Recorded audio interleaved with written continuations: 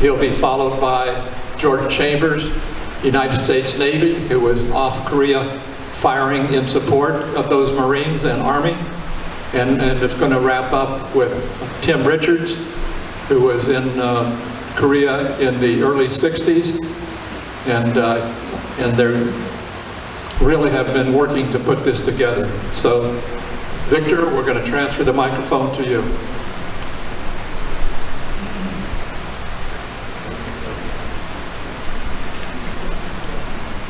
Thank you. Does everybody hear me? Does everybody hear me? Closer. Yeah. I want to drink it. Can you hear me okay? Yeah. Somebody say no over there. Anyway, this is a presentation that I have reduced in size. Normally I present it to the high school students, their history classes in the 10th grade. So we always introduce the Film Committee of Orange County, and we make sure to tell them that we are passing the torch of liberty on the future generations through living history presentations. And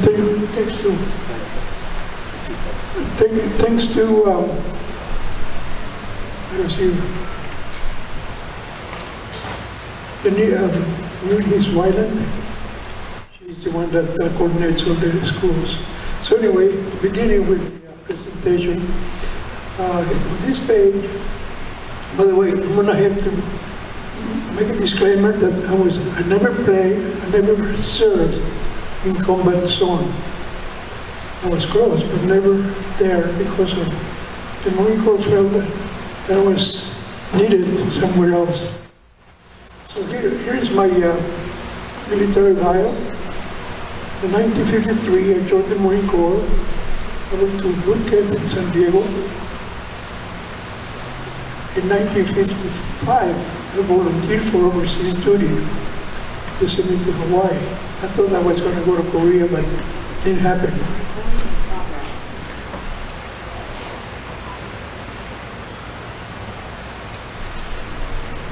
So my 2 years in Hawaii, I was in infantry practicing our games for Vietnam, the war to come. In 1957, I volunteered for aviation school. I was elected to attend the helicopter advanced training in Wilmington, Tennessee. The picture on your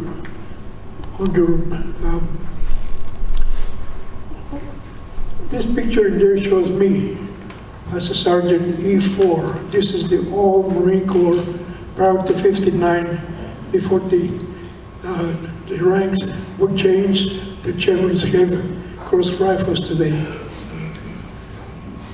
So my last 2 years, number 50, 1958, 1959, I served the president as the crew chief of his Marine One helicopter.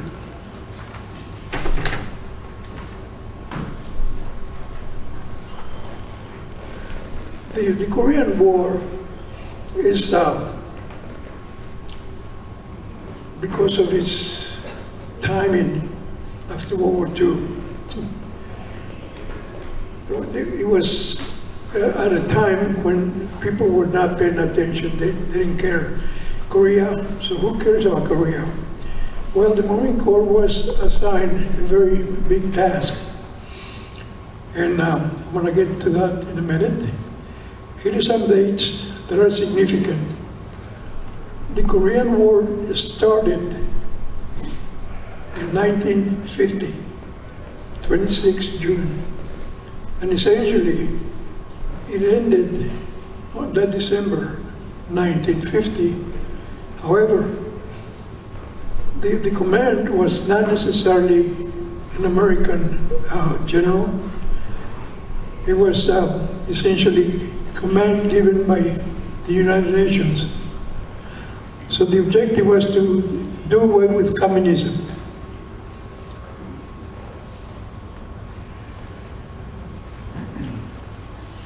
The historians still haven't determined what really happened.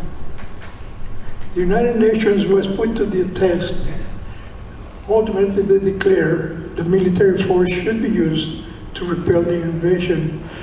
There were so many North Koreans attacking the South that they essentially took all but 10% of the country. So when the MacArthur brought his troops and made a landing in Busan, they took that area of Korea so quickly and so fast that essentially they pushed the North Koreans almost all the way back north to the Yellow River. So the KPA didn't have a chance to win anything else. Next.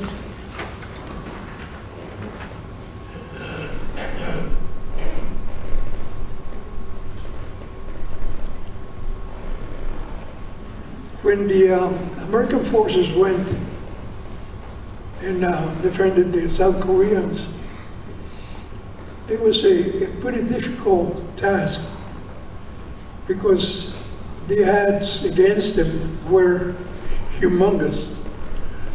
Mao's China told them to kill all the Americans. But it didn't happen. The history speaks for itself. The KPA was able to conquer all but 10% of South Korea. They overextended their supply lines, and the increasingly effective presence of U.S. air power, which slowed the KPA's advance to halt. In North Korea, the Allied forces, there were 16 nations involved on the defense or the support of South Korea. They were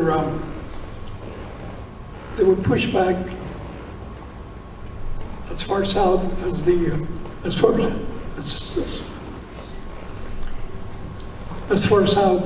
Chosin Reservoir. And I'm going to emphasize the Chosin Reservoir today because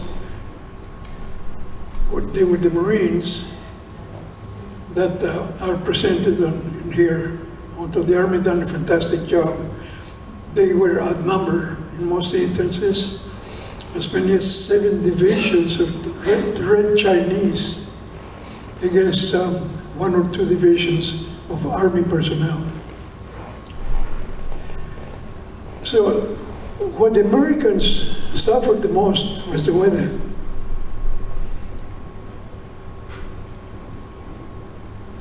And the terrain didn't help itself because there were so many mountains. There were so many passes and bump bridges. So it was difficult. So when the Marines were assigned to fight the Chinese at the reservoir, they were so outnumbered that at one point in time they were talking about 9,000 red Chinese soldiers against some 700 Marines. There was a dialogue. I'm losing my presentation there. Anyway, this picture on the right and the bottom says, "All right, they got us surrounded." He said, "That makes it easy. Now we know which way we can shoot." Next, please. Oh, next. Okay, here. Didn't change it. Okay, this map essentially describes. Oh. What happened? Just go back one. Go back one. You got to wait, hesitate though. Yeah, there's a hesitation on the,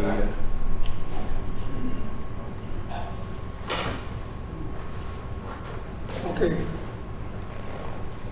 Just takes a second. So on this map here, on the left side, you see all those red arrows. Those were the Chinese forces attacking the Allies, which you can see here. Blue lines is where the American or the Allied forces were. So it was a difficult situation.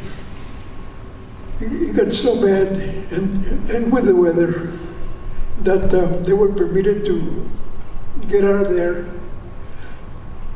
So the map on the right is still the same color scheme.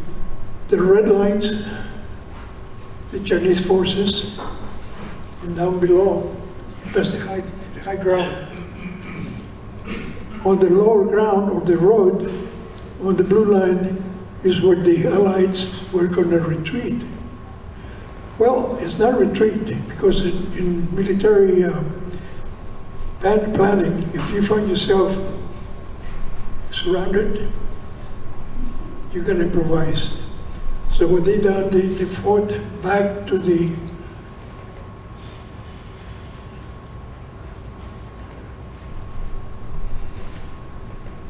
So the 9th Army, they moved into either side of the reservoir within 5 divisions, and they moved 3 more divisions to cut the road.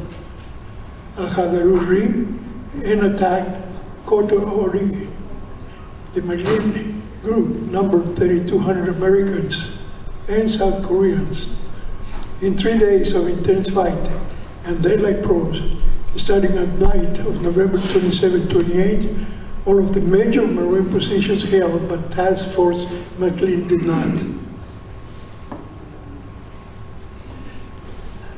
This map shows the Yalu River, the third line on top, adjacent to Manchuria in North Korea. Every one of those arrows point to a POW camp.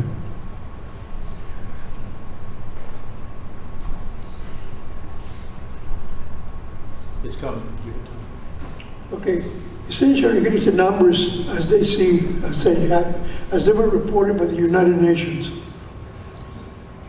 The facts were that the North Koreans, they lost, but they killed, 406,000 were killed, and 1,500,000 were wounded.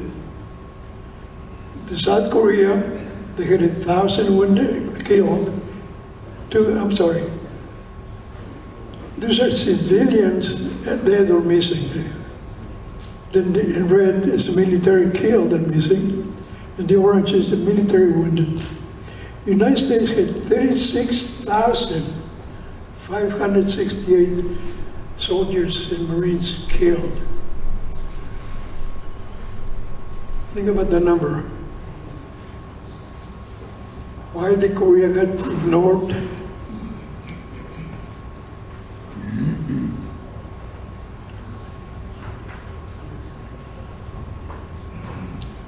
It's going. In fact, you're one You're too fast. far. So the advance to the rear was 78 miles.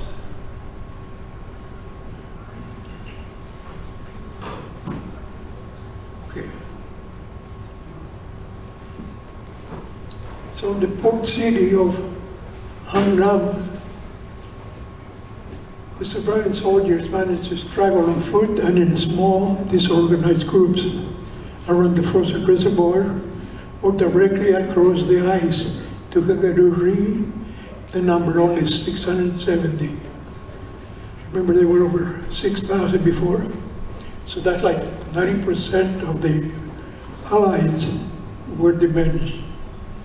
The Marine regiments, on the other hand, though reduced by 1/3 to 1/2 of the rifle companies, managed to hold the curve the Chinese attacks.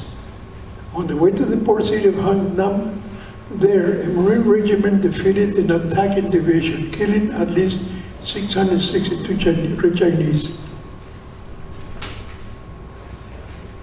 These pictures, the depict the situation with on the left is the Chinese, the North Koreans escaping the problems that they had with the Chinese. And on the right side, because of the access to the ships were taken up by the escapees, they had to improvise and loaded up the ships through nets. So anyway, more than 100 ships of all sizes were used. The withdrawal ended despite the overwhelming odds. America had achieved what many thought would be impossible.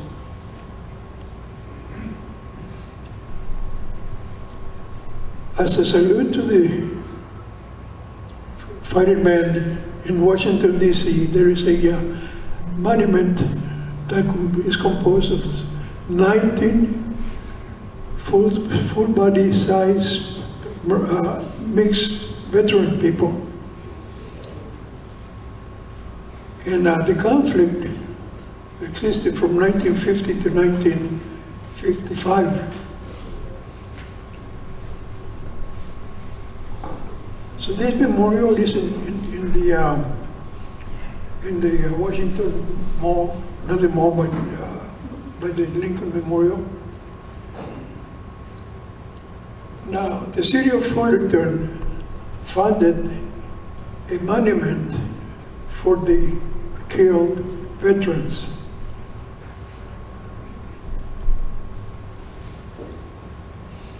This monument is in Fullerton.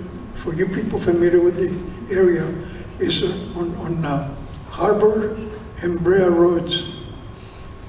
This picture is taken from where the two streets join. There are 5 stars. Each star has 7,500 names. They're placed alphabetically by states.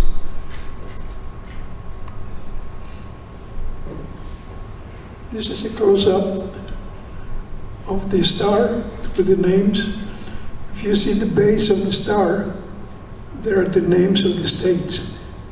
So all 50 states are listed on a separate star, plus other American losses.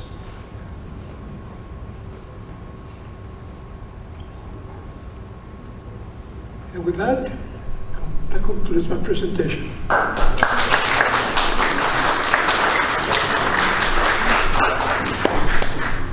Thank you, Victor. Our next speaker is George J. Chambers.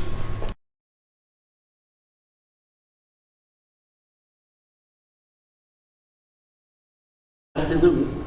First thing I want to do Loud. Of course, you got to hold it real close to your mouth. And First thing I want to do is introduce the ship that I'm going to be talking about. This is the 6 ships that are served on. One here in the upper left corner is the USS Sutherland. It's a radar picket ship. It did the same thing that a picket football player does. I'm sure you all know what they do. I think they call them strong safety. We were out in front of the carrier task force guarding them. The point I want to bring to your attention, up there that you see the stacks, well, in between the stacks, it used to be called a torpedo deck.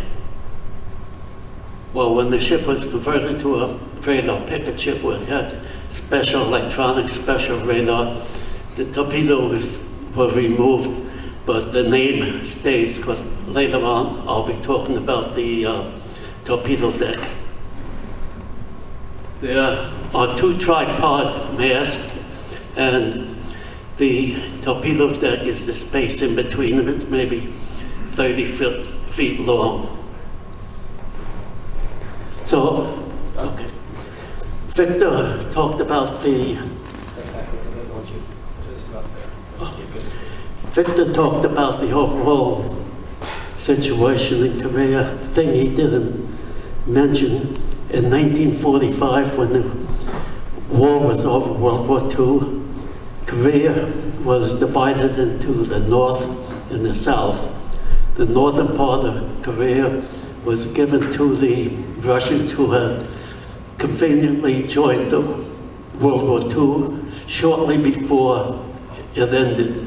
So the Russians had Korea from the 38th parallel up, and the Americans had the Korea from the 38th parallel south, which is important.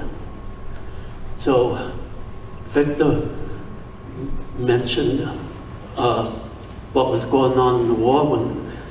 When the North Koreans started the war, there was very few American forces in Korea, and the Koreans drove them almost to the southern tip of South Korea, towards a port called Pusan, P-U-S-A-N.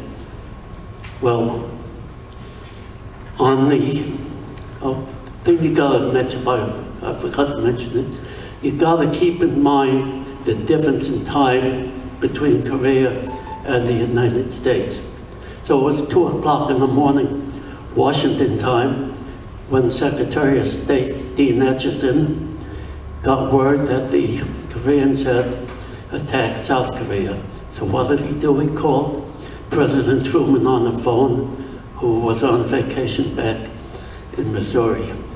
And from there they contacted the United Nations and got permission to enter this war.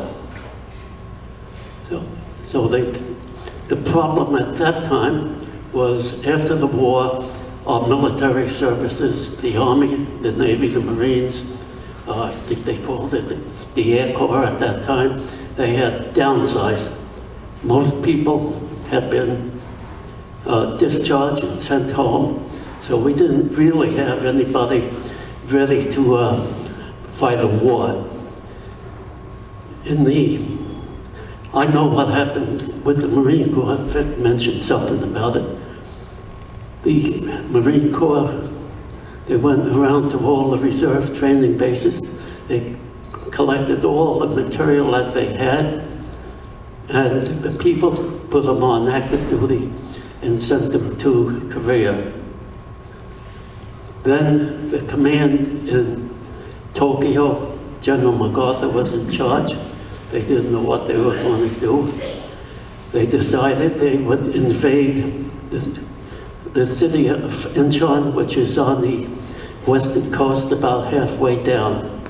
So they cobbled together the necessary troops from what they had, and they invaded it.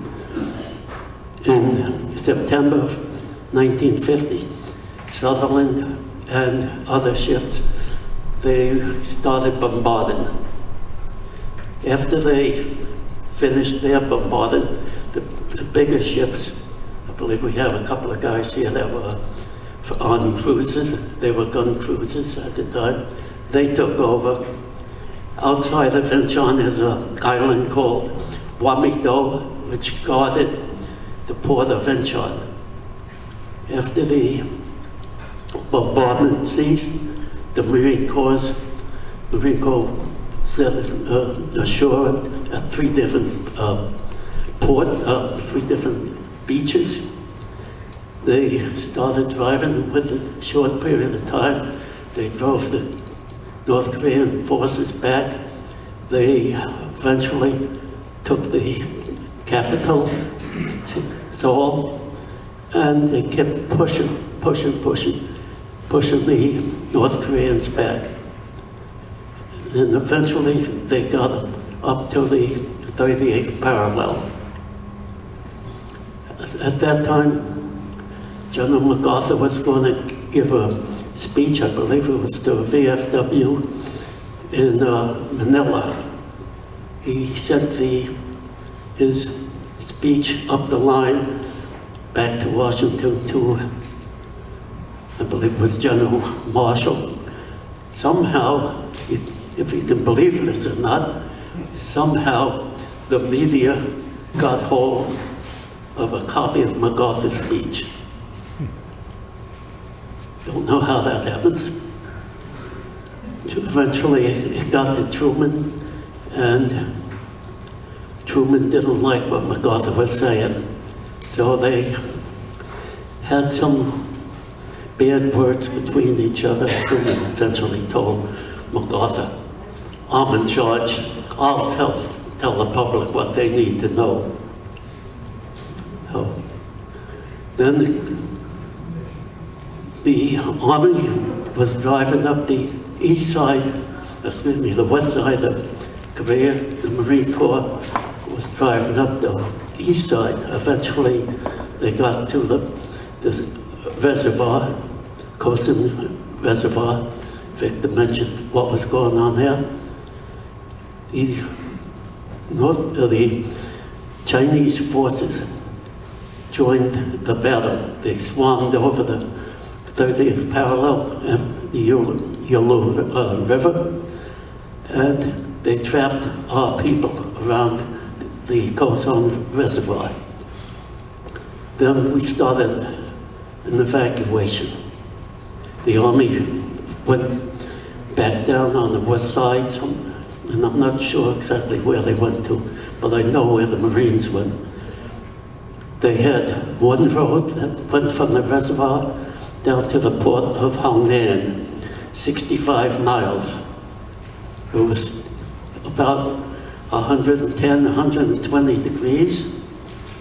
The ship I was on was operating off the port of Hongnan. It was the fighter direction ship. The aircraft carriers would launch their airplanes. They would turn them over to us, and we would direct them where to go to support the troops that were evacuated from the reservoir. I gotta watch what I say, because the commanding general was asked, "Are you retreating?" He said, "Hell no, we're not retreating. Marine Corps doesn't retreat. We are advancing in a different direction." So, back to the ship. George, can I just comment? The people from Roundtree have to leave, so we're going to pause. We had, on the southern, we had 5-inch guns. How much longer? 10 minutes at the most.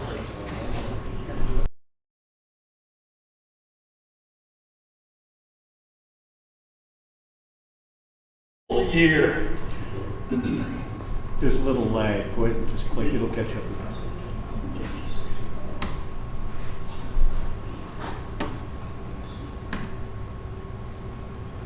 There you go. Okay. Republic of Korea. That was the friendly forces. The United Nations was also there. Really? It's Went coming. the wrong way, huh? It's coming. And of course, the United States.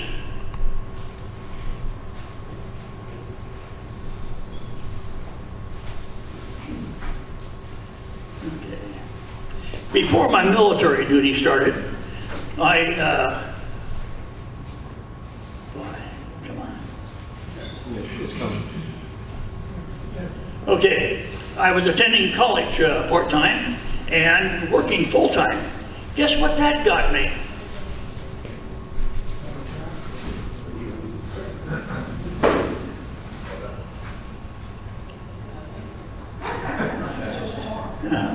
A draft notice, huh? I was drafted out of the Army, for the Army. Here's my draft notice. This is who I met first day in basic training. This sergeant has one finger in the air. You can see that right there. Guess what he's saying? Huh? Now, if he was my drill sergeant, he would be saying, "I'm God, do everything I say." Anyone agree with that? The basic training was at Fort Ord, California. We had a lot of individual attention as trainees. Here we have a trainee that has hair too long, his uniform is wrinkled, and he has personal instruction there from many sergeants. And strange thing, that I found the sergeants were deaf, and they would get so close to you so they make sure you heard everything.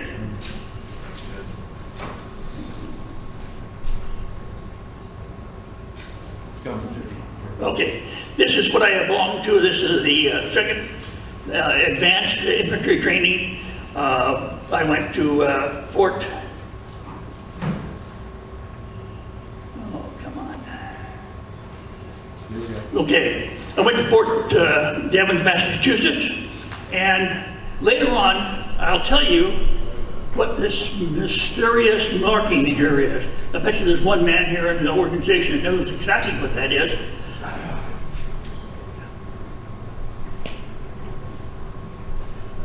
Fort Devens, Massachusetts is where I learned this, and the markings are Morse code.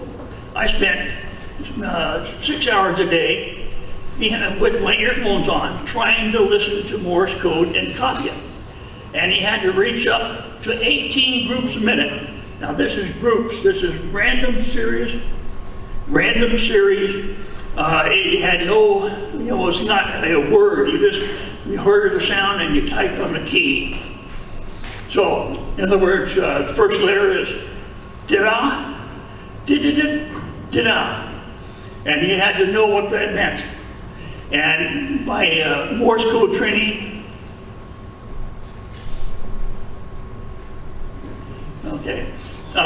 was very far-fetched.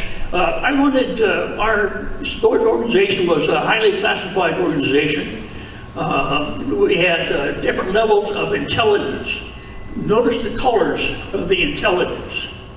This is the blue for confidential, the red for secret, and the salmon color. The salmon color. It's coming. Okay. Salmon color for top secret. Is there a classification above top secret? Yes. Okay. The book says there is no classification higher than top secret. Top secret is the most you can have. Now there are clevets to this.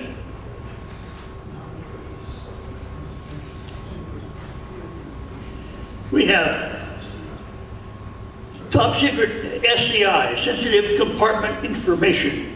This is where you can view all your secret information. In Korea, we had a compound that had 2 strands of barbed wire around it. We had an MP on a gate, 1 entrance. That was where we worked. Then the whole compound had a fence around it.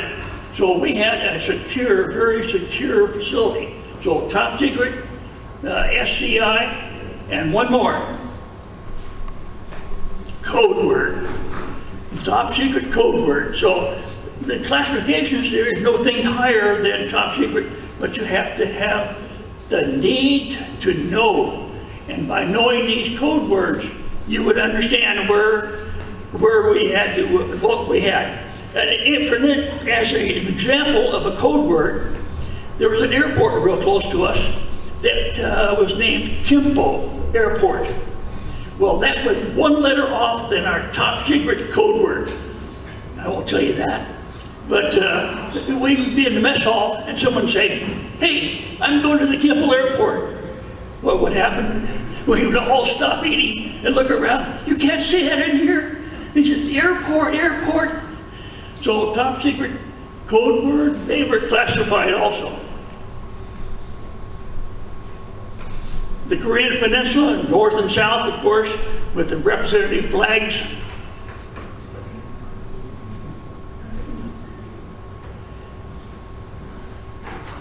I apologize, it went so much faster than before.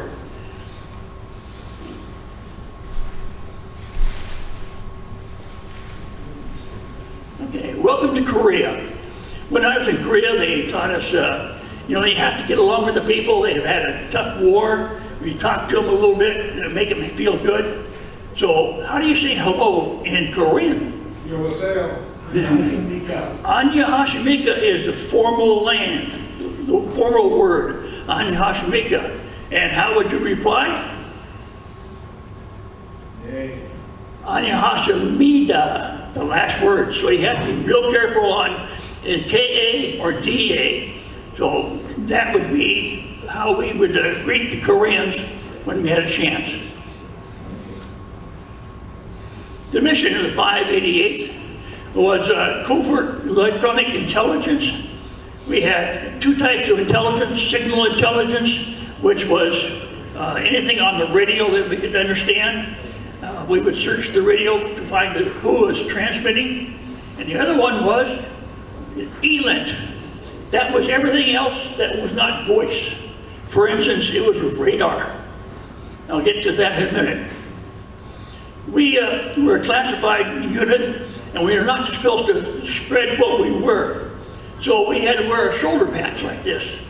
And people would say, well, what kind of unit do you belong to? Well, we were classified. We were supposed to say. So this one, since we trained in Massachusetts, this is Massachusetts Power and Light. The example of electronic warfare. In '65, it was rumored that the North Koreans were gathering their forces to invade. Well, the United Nations troops, they hit the foxholes. What did the ASA people do? Well, we listened very closely. We figured out what was going on, and we intercepted what was going on. We knew the disposition of the North Korean troops, and they were not in an attack mission. The supplies for the invasion was not there. So what did we do? Our commander says, we are sure that they're not going to invade. So our unit was given a 3-day pass while everybody else was in the foxholes, and there was no attack. Another mission of the ASA was to monitor the response time of the North Koreans. They had a B-25 bomber stripped down for speed, and it flew into North Korea at very low altitude. And about 100 miles in, the pilot came up in the air, and he was identified on radar. Now, I did not hear the pilot talking. I was listening to what was going on to the Morse code section, but I'm told the pilot was saying, I got altitude, I'm ready to head out to the ocean. And he turned and he said, can they have the radar on? And he says, you are lit up with radar. And he said, okay. A few minutes later, he says, I'm over the ocean. And they said, he says, can the MiGs find me? And they said, look out your window, it should be right there. Well, he got out over a destroyer, and his plane disintegrated because it was going so fast. But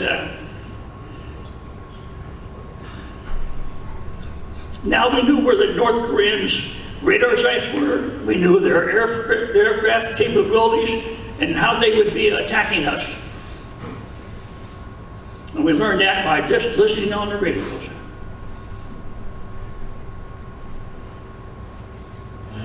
Several times, I was able to have some leave. And what I do on leave? Well, the green door, we won't go into that.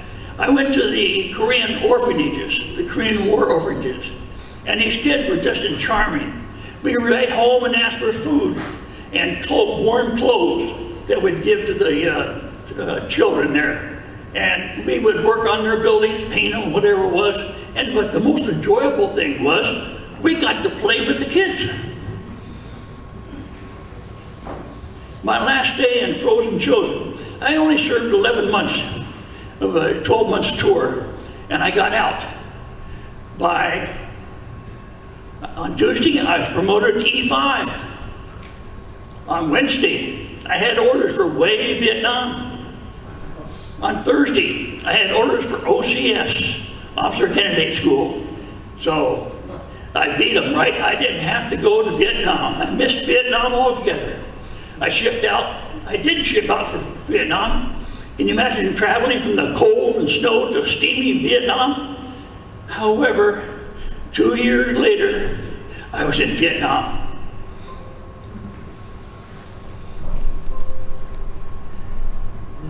Is that it? Yeah, let me get it back. Okay. Thank you, guys. Thank you very much. Does anyone have any questions about the Korea, the Army Security Agency? Question, right? George, go ahead. I'll bring together. Hold that one, because you're going to answer the question.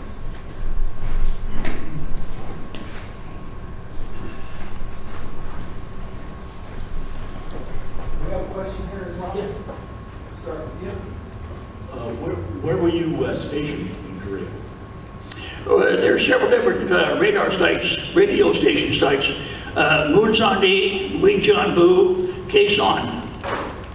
So it was kind of sent all over. I did make one visit to the DMZ. Queen Block was a fortified area on top of the mountain, and you could look into North Korea. I was there only for 1 day.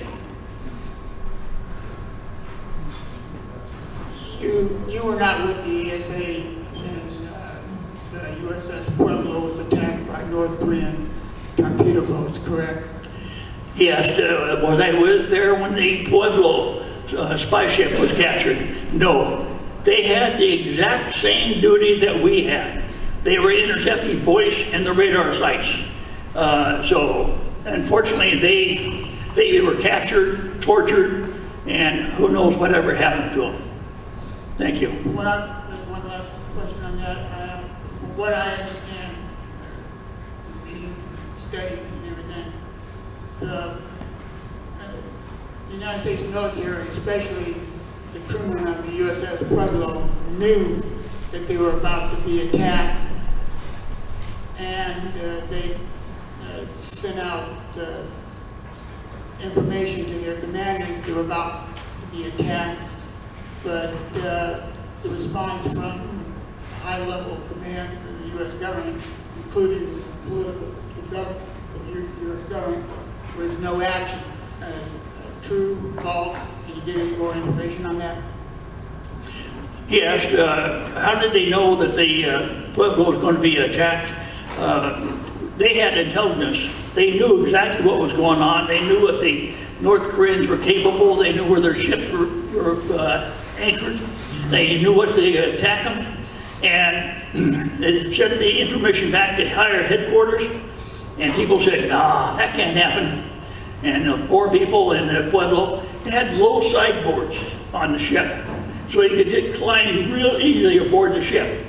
Don Pegler had another spy ship very similar to it that had high boards, and there was just no way to board it. So it's a very sad situation. One more question. 2 questions. First question for you, one question for the first gentleman. Do they use Morse code anymore? Number 1. Number 2, how long a march was the Chosin Reservoir? How long did it take? Morse code is too slow of a method of transmitting. However, there are some special forces troops. Morse code has the ability to send a long ways, but it's so slow to hit with your fist on a key, it's almost non-existent anymore. So your question is how far How long did it How take? far and how long did it take you? to go from to the reservoir, from the reservoir to the The march out of through the Chosin Reservoir. 70 miles. No, how long? And How long did it take? How many days? Oh, no, that was overnight. And you were being hit from both sides the whole Well, time. they were fighting on the process, but the main body kept moving forward. And they arrived on the harbor on And of very course the very next night. And it was 85 degrees, right, of good weather? No. I didn't read anything like that, no. Anybody else? Could you say again, the gentleman that got caught underneath, how did that happen again? How did he get your hundred really fast? The barrel dug into the well, water came over and it washed him underneath the 5-inch mountain. Somebody asked about the Pueblo, something that never really made it onto the news broadcast. When that ship was captured, people want to know, why didn't they defend themselves? Why did they let it happen? Well, Sutherland spent a lot of time in the same waters that the Pueblo did. Fortunately, we had steam hoses. The guns on the ship would freeze over. You'd have 2 or 3 inches of ice over the guns constantly. Constantly, the shipmates were out there chipping ice off the guns and using the steam hoses. The Pueblo had small caliber guns. They had no way to defend themselves. I hope that clears up some of the problems. Were you aware some years ago, about 2005, the Korean government had a commemoration affair where all the American servicemen who served in Korea were invited back to Korea and put on a monument and all that?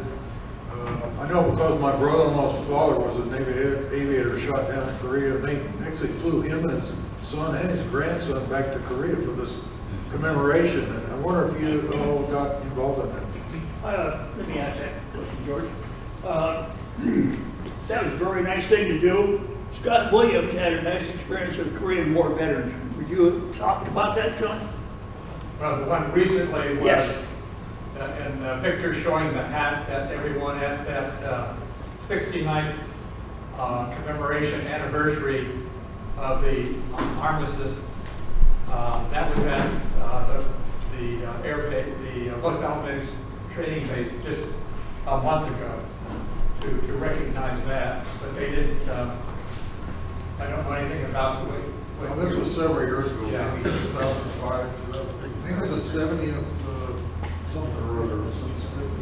We, not the same thing, but we did make contact with the Korean consulate in LA probably 5 years ago, 6 years ago, and they awarded at the Peace Belt, so they had a ceremony in San Pedro next to the American Legion in San Pedro, and there's a Peace Belt, if I remember right, that's on one of those hills. And that did happen. I don't remember the exact date, but it was in the last. Oh, I have one more question. Where is that location where the stars and the states and the name? You said Harbor? Harbor where? On the north side of Fullerton, go north. Let's say point of reference is the 91 freeway. You go north, Harbor, and then Harbor splits into Brea Canyon Road, Right. and the harbor right there. Where the split is? Yeah, Okay. yeah, right at the park. Okay. One last one here. Well, it's not a question, but I have a couple of comments. One, I've had the privilege of visiting the Marine Corps Museum at Quantico on several occasions. My son lives right above it. I've been there several times. And they have 3 main exhibits, one for World War II, one for Vietnam, and one for Korea. The Korean Museum exhibit is the Chosun Reservoir diorama. And you better wear a jacket when you go in there or you'll freeze to death to represent that. Also, I lived in Okinawa as an Army brat during the Korean War. And a lot of people don't know it, but the first supplies to arrive in Korea to supply American troops were stockpiles on Okinawa for the invasion of Japan. There were still acres of stuff stockpiled there that went into Korea. In Hawaii, we used to receive the supplies from Korea, and most of the supplies were from World War II. Our sea rations, our equipment, our supplies, everything was pretty aged. All right, we'd like to have one moment.